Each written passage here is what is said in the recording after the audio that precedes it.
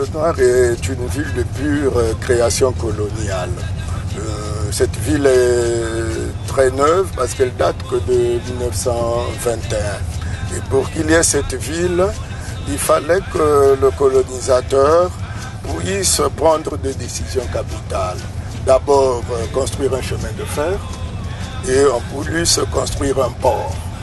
Et comment construire un chemin de fer et un port sans pour autant déterminer un site? Et c'est pour cela que d'après plusieurs tractations, finalement, sur toute la bordure atlantique de ce qu'on appelait le Congo français ou l'AEF, le choix a été décidé de choisir Pointe-Noire, qui n'était qu'un simple village de pêcheurs. Le chemin de fer se termine en 1934. Et vous voyez, de 1921, donc, nous arrivons jusqu'en 1934. Toute une histoire folle autour de ce chemin de fer, parce que c'est une construction presque africaine. Ce chemin de fer a été bâti avec des travailleurs centrafricains, tchadiens, gabonais et tout. Et il y a ici une histoire remarquable. Quelqu'un disait qu'à chaque bout de rail, il y avait un mort. Pointe-Noire a cette chance inouïe d'avoir à la fois une côte qu'on appelle sauvage, donc c'est celle-là. C'est un habitacle aussi des divinités d'ici. Vous savez, ces fameuses Mamiwata dont on parle tant en Afrique, et la Mamiwata d'ici, la Mwetinkam d'ici, aurait d'abord séjourné par là avant d'aller ailleurs. Donc, pour les populations d'ici, c'est comme un lieu sacré, un lieu patrimonial. Les gens quittaient Dakar à l'époque, dans les années 54, pour venir en villégiature à Pointe-Noire, autour de la plage dite mondaine. Tout cela fait le charme de cette ville. On peut dire que sans la mer, Pointe-Noire n'aurait pas pu exister. D'abord, son petit beau nom s'appelle Ponton-sur-Mer.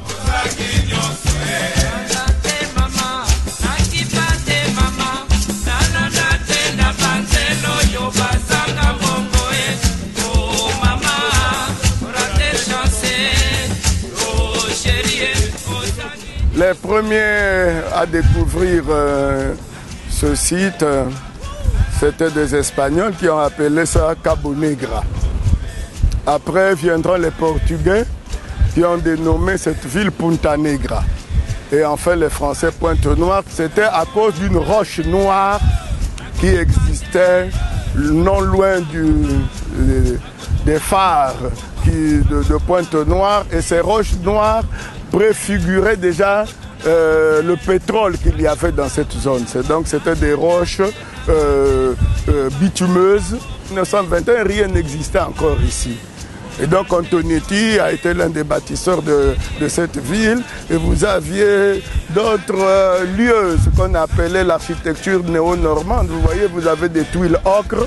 Ce qui est extraordinaire, c'est que Pointe-Noire se trouve à 6000 km en ligne droite de Bahia au Brésil. Et donc c'est pour cela que la plupart des esclaves sont partis d'ici pour le Brésil, parce qu'il y avait la ligne droite. Vous avez aussi les Dahoméens, donc qu'on appelait, qui sont devenus aujourd'hui des Béninois. À l'époque, c'était le quartier latin. Donc vous avez une vague de Ouest-Africains par le fait de la côte, vous voyez.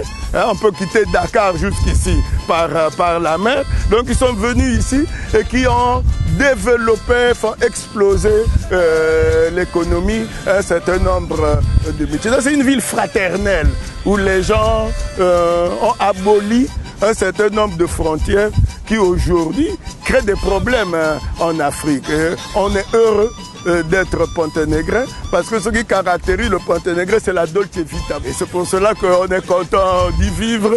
Et quelque part, lorsqu'on sort d'ici, il faut faire un rite, parce que Pointe-Noire finit toujours pour vous attirer, par vous attirer, vous y revenez toujours.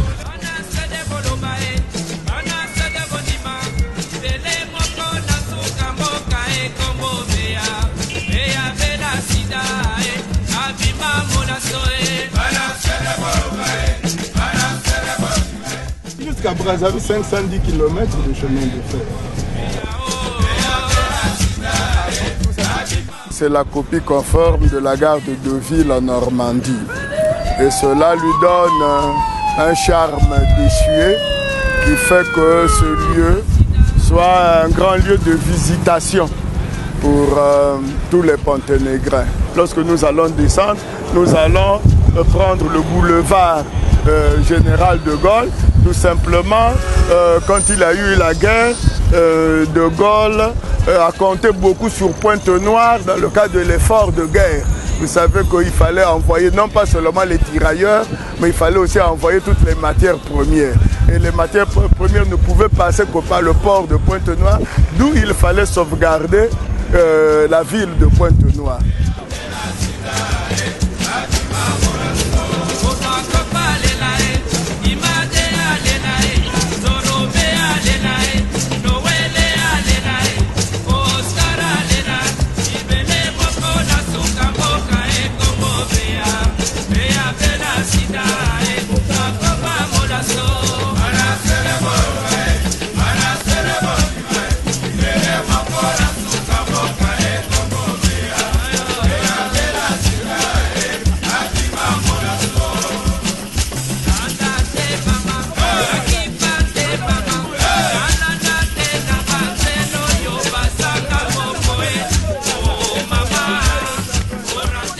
Situé dans le sud du Congo, Pointe-Noire est resté collé à son architecture coloniale qui lui donne un charme tout particulier. Son boom pétrolier lui permet de se projeter dans l'avenir.